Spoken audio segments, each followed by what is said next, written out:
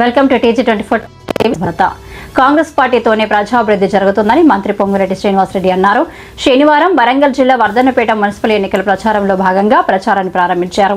ఎన్నికల నేపథ్యంలో పట్టణంలోని కాంగ్రెస్ పార్టీ ఎన్నికల కార్యాలయంలో సమావేశం ఏర్పాటు చేశారు. ఈ కార్యక్రమానికి స్థానిక ఎమ్మెల్యే KR నాగరాజు, మాజీ ఎంపీ పసునూరి దయాకర్, జిల్లా అధ్యక్షులు ఆయుబ్, సీనియర్ నాయకులు వరద రాజేశ్వరరావు, టెస్కా మాజీ చైర్మన్ మార్నేటి రవీందర్రావుతో కలిసి మంత్రి పొంగిరెడ్డి శ్రీనివాసరెడ్డిగా పాల్గొన్నారు. ఈ సందర్భంగా మంత్రి మాట్లాడుతూ కాంగ్రెస్ ప్రజాప్రభుత్వం ప్రజా సంక్షేమం కోరి అనేక పథకాలు ప్రవేశపెడుతున్నారన్నారు. వర్ధన్నపేట మున్సిపల్ ఎన్నికల్లో కాంగ్రెస్ పార్టీ అభ్యర్థులను గెలిపించాలని కోరారు.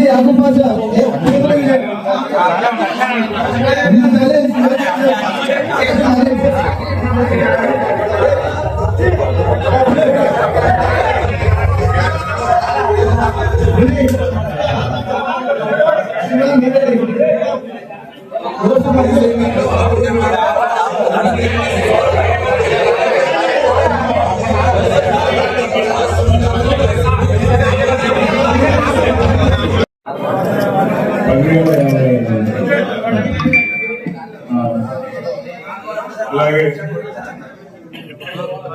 అందులో జనరల్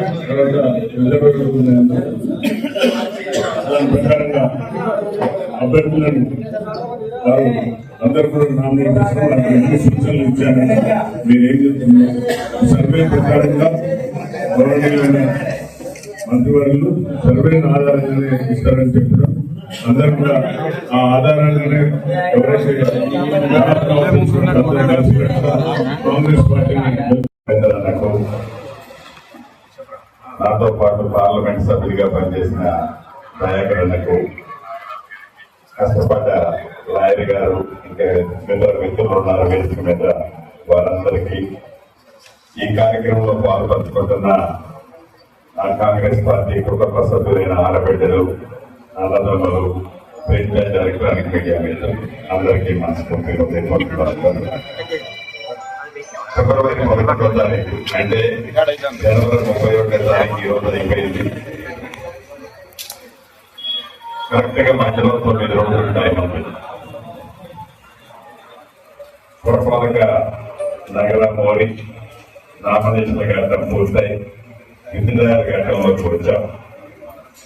ఈ వర్ధన్నపేట మున్సిపాలిటీలో 12 డివిజన్లు ఉన్నాయి. అనుభవజ్ఞులు, అపారమైన శక్తి కలిగిన నాయకులు ఈ వర్ధన్నపేట మున్సిపాలిటీలో ఉన్నారు. తప్పకుండా ఇందాక మిత్రులు చెప్పినట్టు 12కు 12 కాంగ్రెస్ పార్టీ అస్సాం గుర్తు కైవసం చేసుకుంటుందనే పూర్తి నమ్మకంలో విశ్వాసం. దీనికి కారణం ఒకటే, నాయకత్వం బలంగా ఉంది.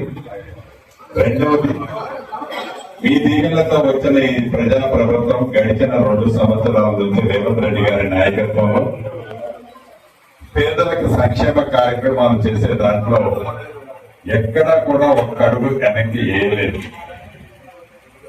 అది పేదవాడింటికి ఉచిత విద్యుత్ 200 యూనిట్లు కానీ, పెద్దవాళ్ళు తినే సన్న బియ్యం పేదవాళ్ళ సన్నబియ్యం తినే ఇచ్చే కార్యక్రమం కానీ, ఆనాటి ప్రభుత్వం రేషన్ కార్డులు ఇవ్వకపోతే అర్హులైన ప్రతి ఒక్కరికి రేషన్ కార్డులు ఇచ్చిన కార్యక్రమం కానీ, పాత రేషన్ కార్డులో కొత్త పేరు చేర్చిన కార్యక్రమం కానీ,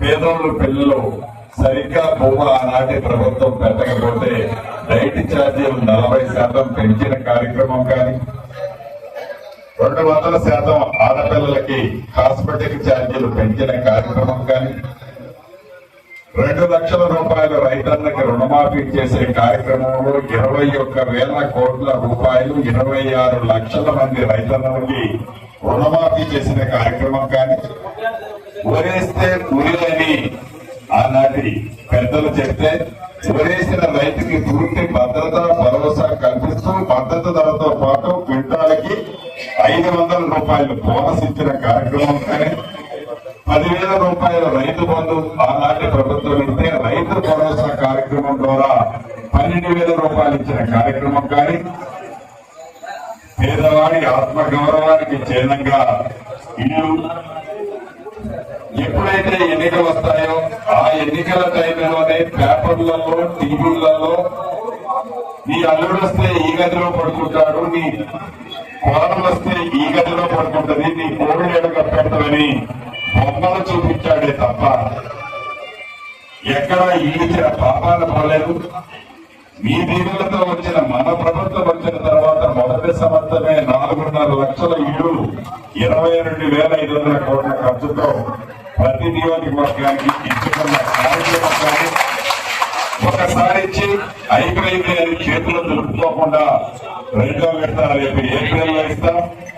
మళ్ళీ ప్రతి సంవత్సరం ఏప్రిల్లో ఇంకా 3 సార్లు అర్హులైన పేదవాళ్ళందరికీ ఇల్లు ఇచ్చే మంచిగా నేనే చెప్తున్నా.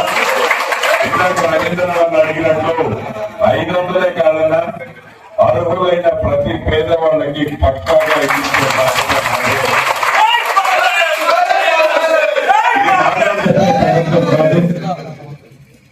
ఏదో ఇల్లు ఇచ్చాం ఇల్లు కట్టుకున్న వాళ్ళకి కట్టకుండా సోమవారం నాడు టెన్షన్ గా తల తాకట్టు పెట్టైనా ఆ పేదవాడి కళ్ళమ్మటి ఆనందం చూడాలి అని ప్రతి సోమవారం నాడు టెన్షన్ గా మీ ఖాతాలో జమ చేస్తుంది ఈ ప్రభుత్వం. ఇళ్లతో పాటు మళ్ళీ ఈ వేదిక మీద చెప్తున్నాను, రెవెన్యూ మంత్రిగా పేదవాళ్ళు ఎవరికైనా ఇళ్ల స్థలాలు లేవు, గతంలో ఎవరైనా తీసుకోని నిరుపేదలుంటే తప్పకుండా ప్రభుత్వ స్థలంలో అర్హులైన పేదవాళ్ళకి నేనే వచ్చి ఈ వర్ధనపేట టౌన్లో ఈ వర్ధనపేట నియోజకవర్గంలో ఇళ్ల స్థలాలు కూడా ఇచ్చే మంత్రిగా అది కూడా ఇస్తానని కూడా ఈ చెప్తున్నా. ఈ జిల్లా ఇన్ఛార్జి మంత్రితో పాటు పూర్తంత దూరంలోనే నా నియోజకవర్గం కూడా ఉంటుంది. కరెక్ట్ గా పాలేరు నుంచి నాకు ఇక్కడికి రావాలంటే 50 నుంచి 55 నిమిషాల టైం. ఈ జిల్లా ఇన్ఛార్జితో పాటు నేనేందో మీకు బాగా తెలుసు, రాజకీయం ఎట్లా చేయాలో తెలిసినోడిని, తక్కువ టమారాలు ఎవరైనా చేయాలని ప్రతిపక్షాలు ఇంకా కవల కంటే అది ఇక్కడ ఉడకదని కూడా చెప్తున్నాను. 100కి 100% ఈ వేదిక మీద ఉన్న పెద్దలందరూ సహకారంతో వర్ధన్నపేటలో 3 జెండాల 3 రంగుల జెండాని రెపరెపలాడించే కార్యక్రమాన్ని మీ అందరి సహకారంతో ఈ పెద్దవాళ్ళ సహాయ సహకారాలతో రెపరెపలాడిస్తామని కూడా ఈ వేదిక మీద నుంచి పగటి కవలకు అంటున్న ఆ మాజీలకు చెప్తున్నాను. చివరిగా మీకు చెప్పదలుచుకున్నది ఒకటే, అబద్ధాలను నిజంగా చిత్రీకరించడంలో వారు సిద్ధాస్తులు. ఇందాక రవీంద్రనాథ్ చెప్పినట్లు హాస్పిటల్ పోయింది, రెసిడెన్షియల్ స్కూల్ పోయింది, ఈ రోడ్డు పోయింది, ఆ ఇల్లు పోయింది అని పొంకనాలు పొంకటంలో ప్రబుద్ధులు. ఈ పొంకనాలు ఎవరు నమ్మద్దు. హాస్పిటల్ ఎక్కడికి పోతూ 100 పడకల హాస్పిటల్ కట్టించే బాధ్యత నాదే. అంతేకాదు 200 కోట్ల రూపాయలతో ఇంటిగ్రేటెడ్ స్కూల్ ఏదైతే శాంక్షన్ అయి ఫౌండేషన్ వేశామో అది కూడా టెండర్ అయింది. పనులు అతి కొద్ది రోజుల్లోనే మొదలవుతుంది. ఇంకా మౌలిక వసతులకు సంబంధించిన దాంట్లో కొన్ని చోట్ల ఎలక్ట్రికల్ కి సంబంధించిన సమస్యలు ఎమ్మెల్యే గారు చెప్పారు. లైన్లకు సంబంధించింది కొన్ని డ్రైన్లు చాలా వరకు సిమెంట్ రోడ్లు వేశారు, కానీ ఇంకా కొద్దిగా మిగిలి ఉన్నాయి. వాటన్నిటినీ పూర్తి చేసే బాధ్యత ఈ జిల్లా ఇన్ఛార్జి మంత్రిగా నాదే. ఇక నా ఆడబిడ్డ మొన్న వచ్చినప్పుడు చెప్పింది, కొన్ని తండాలని మున్సిపాలిటీ నుంచి బైఫర్కేషన్ చేసి గ్రామ పంచాయతీలు చేయాలని నా ఆడబిడ్డ అడిగింది. తప్పకుండా కేబినెట్ లో దాన్ని ఆమోదింపజేసి శాసనసభలో ప్రవేశపెట్టి ఏదైతే ఈ 9, 11 తండాలు ఉన్నాయో వాటన్నింటినీ తిరిగి పాత గ్రామ పంచాయతీలుగా చేసే బాధ్యత కూడా నాదే. చివరిగా మీకు ఒకటే చెప్తున్నా, ఇది ప్రజా ప్రభుత్వం, పేదోడి ప్రభుత్వం, పేదోడి కష్టం తెలిసిన ప్రభుత్వం, ప్రతి వాడికి యాక్సెస్ ఉండే ప్రభుత్వం, ప్రతి వాళ్ళకి నిరంతరము మీ కష్టాల్లో పాలుపంచుకునే ప్రభుత్వం.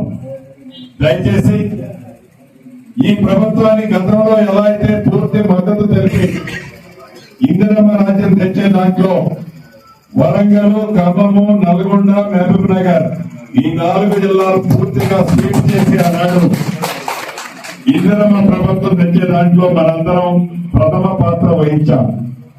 ఈ ఎన్నికల్లో కూడా ఏ సమయత్తైనా కూడా నాకు అనుమానం లేదు, 100కి 100% ఈ 4 జిల్లాల్లోని మున్సిపల్ కార్పొరేషన్ అన్నిటినీ కాంగ్రెస్ పార్టీ 3 రంగుల జెండా రెపరెపలాడబోతుంది. కాబట్టి ఏదైతే ఆ మాజీ మంత్రి గారు ఉన్నారు అక్కడ ఏదైతే ఆఫీస్ లో జరగవలసిన పొరపాటు వల్ల అది అదేంటి లేట్ అయింది తప్ప నిర్లక్ష్యంగా తప్పనిసరిగా ఈ బీఆర్ఎస్ నాయకులు ఏదైతే చేసిన అశాస్త్రీయంగా పెళ్లి దగ్గరగా జరిగిన దండాలను తప్పనిసరిగా మళ్ళీ గ్రామ పంచాయతీగా చేపిస్తామని మాటిస్తున్నాను. మీరు తప్పనిసరిగా మా పైన పెద్ద మనసుతో మీరందరూ కూడా దీన్ని ఇది దళిత కాన్స్టిట్యున్సీ కాబట్టి దళితులు ఎక్కున్నారన్న బడుగు బలైన వర్గాలు ఇక్కడ చాలా మంది బాధపడుతున్నారు. ఆడలు కూడా మీరు తప్పనిసరిగా అన్ని గ్రౌండింగ్ అయినాక మళ్ళీ 3,500 ఇస్తారు. 100% ఒక్కరు కూడా పారదర్శకంగా ఒక్కరు కూడా పైసలు తీసుకోకుండా పనిచేస్తున్నారన్న మీరు ఇచ్చిన మాట పైన నిలబడ్డాం. అలాగే ఇప్పుడు ఎవరైతే ఇల్లు కట్టుకోలేక నిరుపేదలు ఉన్నారన్న వాళ్ళందరినీ రిజెక్ట్ చేస్తే మీరు ఒప్పుకోలేదు. నువ్వు కట్టేయాలంటే మళ్ళీ ఒక కంపెనీ పిలిచి అందరితో మాట్లాడి ఈ రోజు సుమారుగా 20 ఇళ్ళు వడ్డాలపేటలో కంపెనీ ద్వారా స్టార్ట్ అయిందన్న. అదే 5 లక్షలతో ఉగాది కల్లా వాళ్ళ చేతిలో పెట్టేస్తామన్న. అవన్నీ కూడా మీరే వచ్చి స్వయంగా వాటిని కూడా గృహప్రవేశం చేపించే విధంగా ఏర్పాటు చేస్తున్నామన్న. కాబట్టి ఇంత మంచి మీకున్న అండదండగా ఈ వడ్డాలపేటను అభివృద్ధి దిశగా పోతున్నది. 40 ఏళ్లలో జరగని అభివృద్ధి మా సోదరులందరూ చూస్తున్నారు. తప్పనిసరిగా ఒక మార్పు శ్రీనాథ్ నాగరాజు ఇక్కడ మార్పు ఉంటుంది. మీ అందరి ఆశీర్వాదాలు ఉంటే శ్రీనాథ్ ఆధ్వర్యంలో తప్పనిసరిగా మేము ప్రతి పని చేసుకుంటూ పోతున్నాం. ఎక్కడ కూడా పొరపాటు కాకుండా ఇది కూడా అన్ని కూడా చేసుకుంటూ పోతున్నాం. మీరంతా సహకరిస్తున్నారు.